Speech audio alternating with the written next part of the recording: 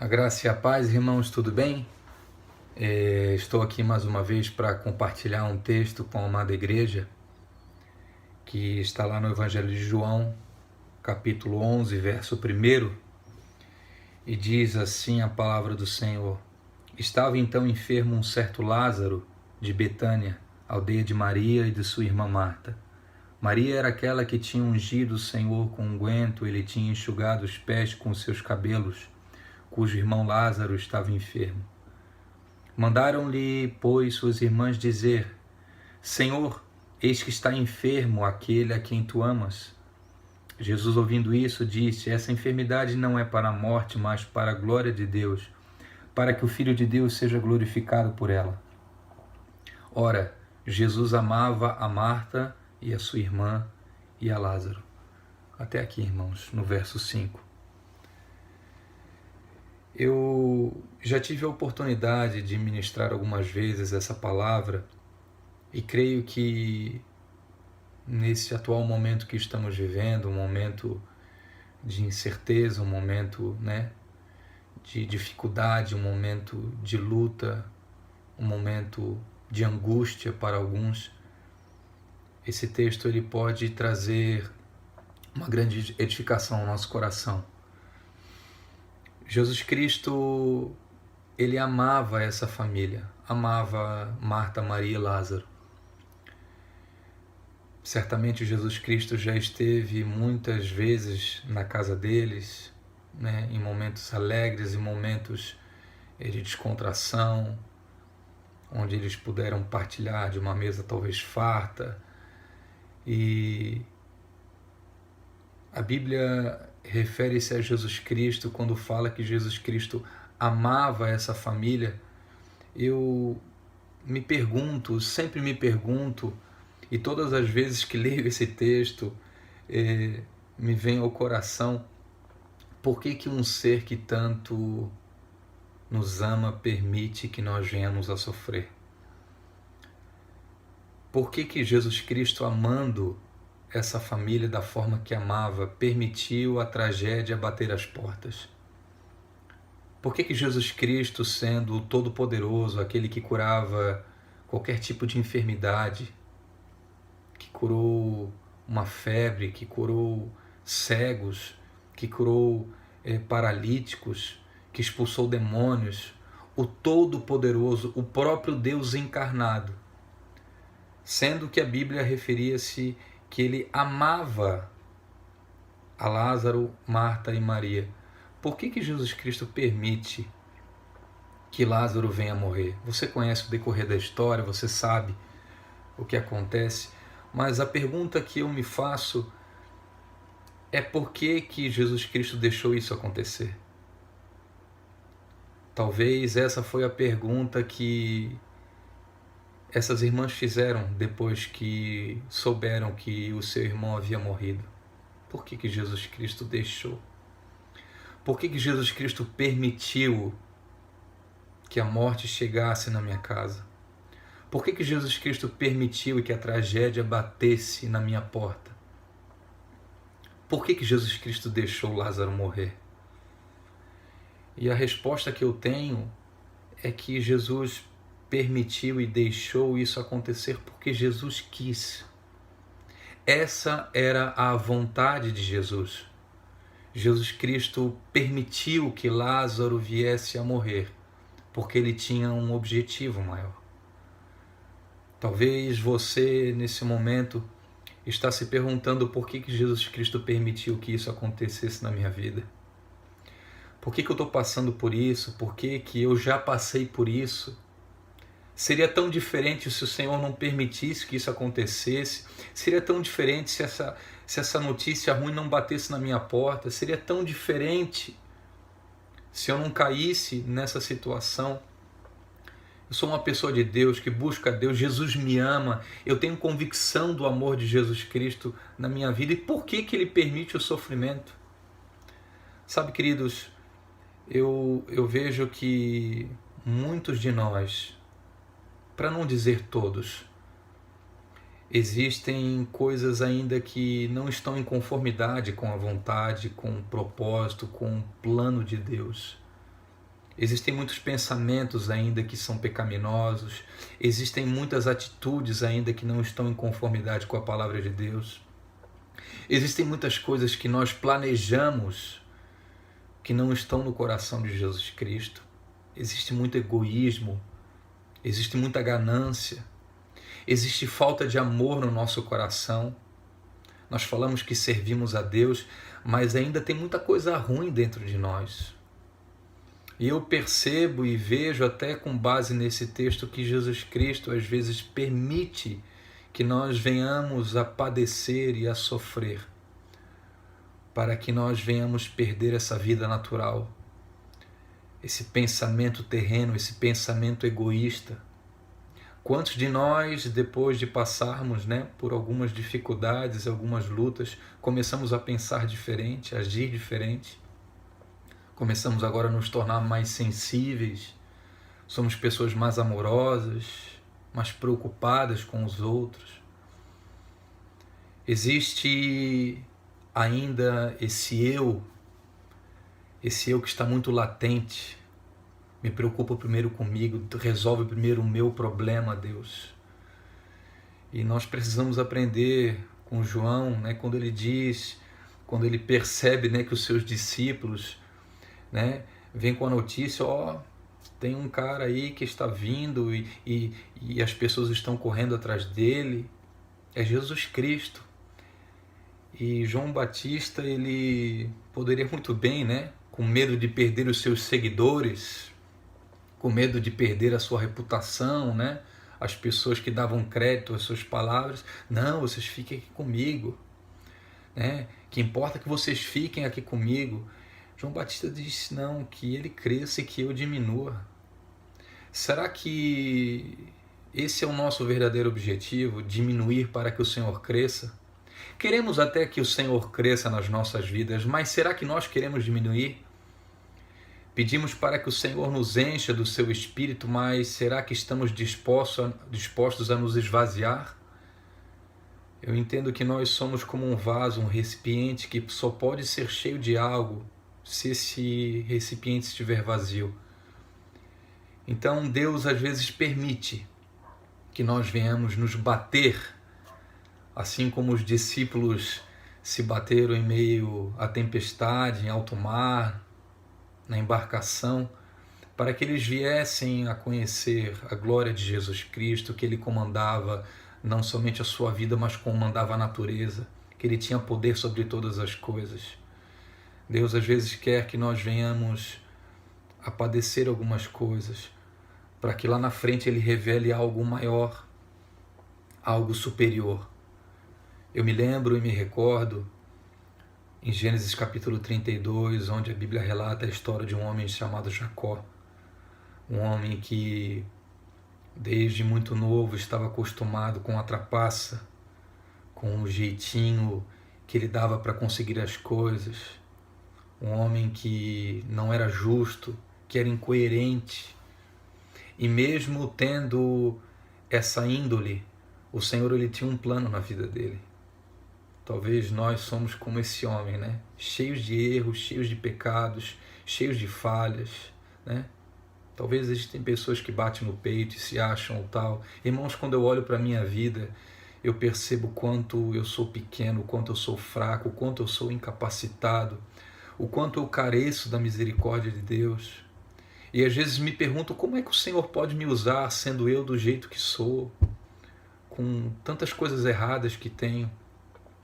E esse homem Jacó, depois de ter feito coisas erradas com seu irmão, ajudados pela sua mãe, acostumado com fazer as trapaças, ele com medo de morrer pelas mãos do seu irmão, em Gênesis capítulo 31, se eu não me engano, a Bíblia fala que Jacó vai ter um encontro com Esaú. Depois de tudo, depois de anos passados, depois que os dois já tinham formado família, depois que Jacó já tinha passado um tempo com o seu sogro, já tinha feito filhos, e ele vai ao encontro do irmão arrependido, ele vai diante do irmão querendo reconciliação, se humilhar. A gente percebe que esse tempo onde Jacó teve diante das mãos do seu sogro, ele foi tratado de certa forma por Deus. E ele propõe algo no seu coração: vou encontrar meu irmão e vou pedir perdão para ele, vou me reconciliar com ele. E quando ele recebe a notícia, irmãos, que o seu irmão estava vindo ao seu encontro, o irmão dele estava vindo com 400 homens. Na cabeça de Jacó, ele sabia assim: o meu irmão, ele não vai vir para mim se reconciliar comigo, ele vai vir para me matar. É o meu fim. Por que Deus está permitindo isso? Eu vou morrer depois de todas as promessas que Deus fez na minha vida. Eu vou morrer depois de tudo que Deus prometeu. Quantas vezes Deus falou comigo em sonhos, em visão. E Jacó, então, ele despede os seus filhos, despede os seus bens, o seu gado, os seus servos. Em Gênesis capítulo 32, a Bíblia fala que ele tem um encontro com Deus no Val de Jaboque, né? Tem pessoas que falam que Jacó lutou com Deus. Irmãos, eu penso que quem lutou foi Deus com Jacó. Na verdade, Jesus Cristo, ou melhor, Deus queria que Jacó, o velho Jacó, morresse. A velha natureza, as coisas erradas que tinham nele. Então, Deus faz uma pergunta: qual é o teu nome? Qual é o teu nome? Depois daquele confronto que eles têm, que vocês bem conhecem, qual é o teu nome? Ele diz: eu sou Jacó. Jacó representa enganador, trapaceiro. Esse é o significado do nome Jacó. E depois que ele diz para Deus assim: Deus, eu sou um trapaceiro, eu sou um enganador, esse sou eu sou Jacó. Depois que ele reconhece a sua fraqueza, Deus diz: não te chamarás mais Jacó, mas agora Israel, porque como príncipe lutaste. E nós vemos uma transformação na vida desse homem, depois desse momento difícil que ele viveu. E foi por intermédio dessa crise que Jacó estava vivendo, com medo da morte. E certamente, irmãos, depois a gente vê a história que o irmão dele vem e se reconcilia com ele. A gente percebe que Deus fez um milagre, Deus tocou no coração do irmão para que não matasse ele. A gente percebe que foi por intermédio desse medo, desse momento difícil que Jacó estava vivendo naquele período, que Deus fez algo no coração dele. Ainda em João capítulo 11, no verso 35, nós conhecemos a história que Jesus Cristo fala que essa enfermidade de Lázaro não era para a morte, mas para a glória de Deus. Sabemos que Jesus Cristo ainda se demora por alguns dias, cerca de 3, 4 dias, até chegar onde Lázaro estava. E quando ele chega diante da família de Lázaro, Lázaro já estava morto. Lázaro já havia sido sepultado. Lázaro já cheirava mal.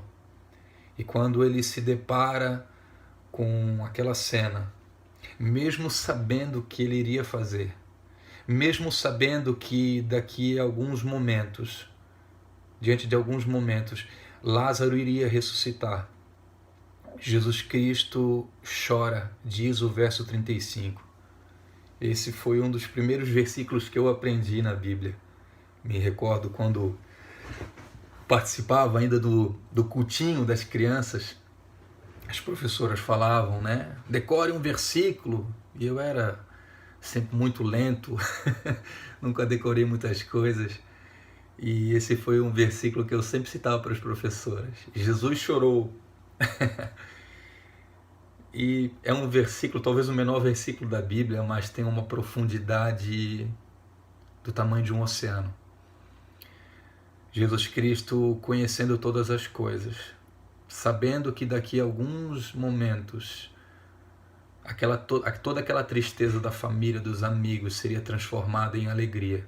Jesus Cristo chora, Jesus Cristo se compadece. Isso me ensina, irmãos, que Jesus Cristo, ele se compadece diante daquilo que nós estamos vivendo hoje.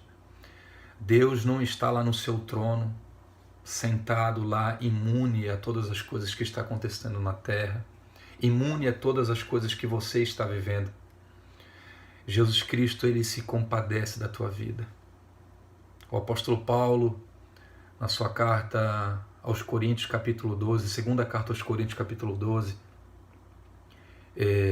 tem uma revelação e ele diz que para que ele não se gloriasse foi dado um espinho na carne. E ele pede para que o Senhor tire esse espinho na carne. Era algo que o incomodava, era algo que fazia ele sofrer, que angustiava ele. E a palavra de Deus diz: a minha graça te basta, Paulo. Na verdade, a resposta de Deus, do nosso Senhor para Paulo, é assim: Paulo, não vou fazer isso que tu estás pedindo. Mas, Senhor, por que tu estás permitindo isso na minha vida? Paulo, a minha graça te basta porque o meu poder se aperfeiçoa na tua fraqueza. Aquilo que eu vou fazer na vida de Lázaro, o meu poder vai se manifestar mediante a fraqueza de Lázaro. O meu poder vai se manifestar na tua vida, Jacó. Tu serás um novo homem, mediante a tua fraqueza. Agora tu enxergas que tu não és nada. Agora tu enxergas que o teu jeito, as tuas trapaças não têm mais onde chegar. É mediante o reconhecimento da tua fraqueza que agora tu vais se tornar Israel. Reconhecendo que você não é nada, reconhecendo que você é limitado, reconhecendo que você é fraco. Meu querido, você está se perguntando por que isso aconteceu comigo. Jesus Cristo está permitindo que isso aconteça na tua vida, mas Ele está permitindo que isso aconteça para que você reconheça o quão fraco você é, o quão pequeno. E isso não é sinal de inferioridade, irmãos, e isso é nós enxergarmos quem realmente somos. Limitados, pequenos. Nesse momento difícil que nós estamos vivendo, não há espaço para ricos, os conhecedores, os intelectuais, todos nós estamos na mesma situação, incapacitados de fazer qualquer coisa. Algo invisível está abalando as estruturas da terra. E eu só paro para pensar e vejo o quão pequenos nós somos. Jesus Cristo, ele continua se compadecendo da igreja, porque ele sabe, ele reconhece a nossa fraqueza, a nossa limitação. Quando me recordo, quando me lembro, de como uma águia expõe os seus filhotes pequenos para que eles venham aprender a voar, a águia então pega o seu filhote, leva no mais alto penhasco e lá de cima larga o filhote. O filhote de águia desce ladeira abaixo e não consegue voar, e ele pensa, quando está caindo daquele penhasco, certamente é o meu fim, vou morrer. Por que a minha mãe, águia, está permitindo que eu passe por uma situação dessa? E quando chega lá no fim, a mãe, percebendo que o filhote não vai voar, ela pega debaixo das suas asas e leva novamente lá para cima do penhasco. E faz isso por inúmeras vezes, com um objetivo: para que o filhote venha aprender a voar.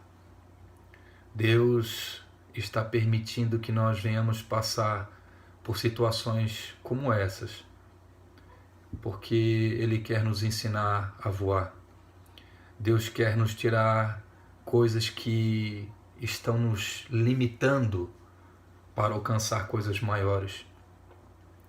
Isaías capítulo 49, verso 5, o Senhor traz uma palavra que você certamente conhece: pode uma mãe se esquecer do seu filho que ainda mama?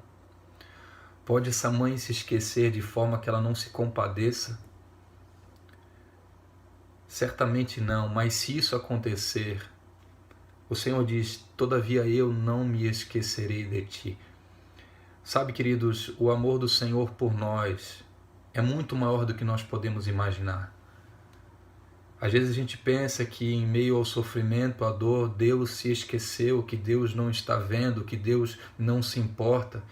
Diz o verso 35, Jesus Cristo chorou. E Ele não fez um teatro.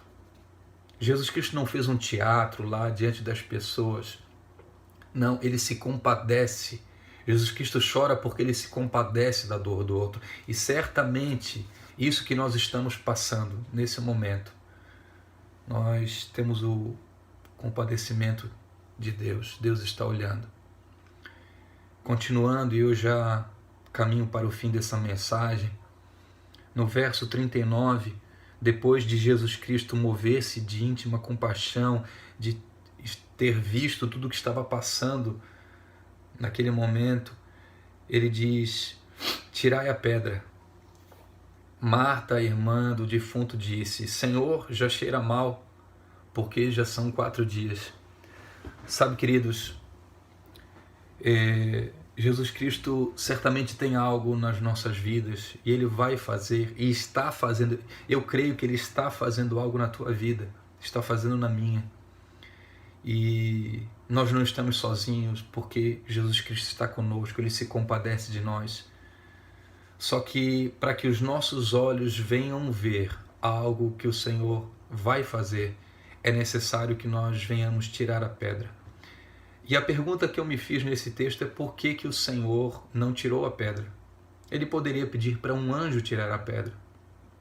Ele poderia muito bem com um sopro ter tirado aquela pedra. Ele poderia ter feito aquela pedra desaparecer. E por que ele pede para as pessoas tirarem a pedra? A pedra representa algo que está em nosso alcance. Jesus Cristo não faz aquilo que nós podemos fazer, eu entendo dessa forma. Essa pedra representa algo que está em poder das nossas mãos. Nós podemos ir, nós podemos buscar, nós podemos orar. Essa pedra, queridos, eu entendo que representa de certa forma a incredulidade, representa o medo. Mas Senhor, já faz 4 dias, já cheira mal, por que tu vais pedir para tirar essa pedra? Eu não creio. Não, Senhor, não. Tirem a pedra. Nós precisamos tirar a pedra. Eu não sei qual a pedra que tem interrompido de você ver um milagre na tua vida.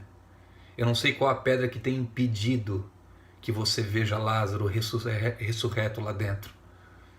Mas Jesus está te dizendo nesse momento em que você está vendo esse vídeo, essa mensagem: tire a pedra. Tire a pedra. Abra o teu coração para que você enxergue aquilo que eu vou fazer na tua vida.